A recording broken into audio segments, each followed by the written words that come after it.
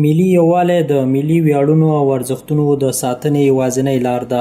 دغه څرګندونې د لغمان ولایت سرپرست الحاج شهزاده مظلومیار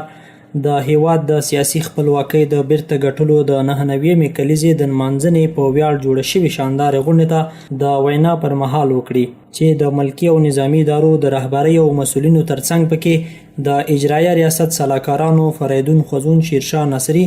قومي او جهادي مشرانو، دیني عالمانو، میرمنو، ځوانانو، مدني فعالانو، ممثلینو او ورزشکارانو هم شتون درلود. د مراسمو تر پیل وړاندې د امنیتي او دفاعي ځواکونو لخوا د لغمان ولایت سرپرست الحاج شهزاده مظلومیار ته د تشریفاتو قطعه وړاندې شوه، چې د ولایت سرپرست د قطعې تر معاینې وروسته ټول ولس ته د خپلواکۍ د ورځې مبارکي ورکړه او دا یې هغه تاریخي ورځ یاده کړه چې اوسنی او راتلونکي نسلونه باید ترې زده کړې وکړي او په همدې ورځ د خپل هیواد د ساتنې او دفاع هوډ او اراده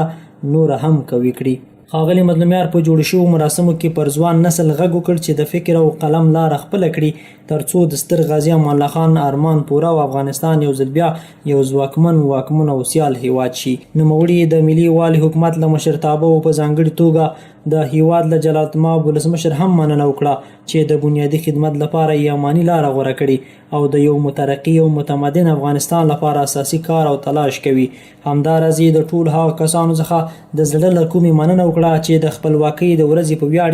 د بیلابیلو مراسمو د امنیت او ترتیباتو په برخه کې خدمت او کار کړی و. د ولایت سرپرست د ملي امنیتي او دفاعي ځواکونو د قربانۍ او خدمت درناوی هم وکړ او دوی د دې خاورې او ولس هغه ساتونکي وبلل چې تاریخ پرې ویاړي او هغه کسان د خپلواکۍ خاورې او ملت دښمنان یاد کړل چې د نظام او ولس پر ضد جګړه کوي او یو ځل بیا پرې غږ وکړ چې د حق لاره خپله کړي او باطله لاره پرېږدي. وروسته په وار سره د سولې ولایتي کمیټې مشر مولوي سید الرحمن، د ولایتي شورا رئیس حاجي عتیق الله عبدالرحیمزي، د ښځو چارو رئیسي نسیمه سعادت، قومي او جهادي مشرانو حاجي شاه مرد خان او حاجي محمد اشرف او دغه راز مدني فعال جاوید مسعود په خپلو خبرو کې د غازي امان الله خان په ژوند، آند او سیاست تفصیلي خبرې وکړې او ستر غازي د افغانستان د تاریخ هغه زرین باب په ګوته کړ چې افغانان پرې باید همیشه وویاړي. دوی په خپلو خبرو کې د ملي وسلوال فوج د قربانیو او سرښندنو ستاینه او قدردانۍ هم وکړ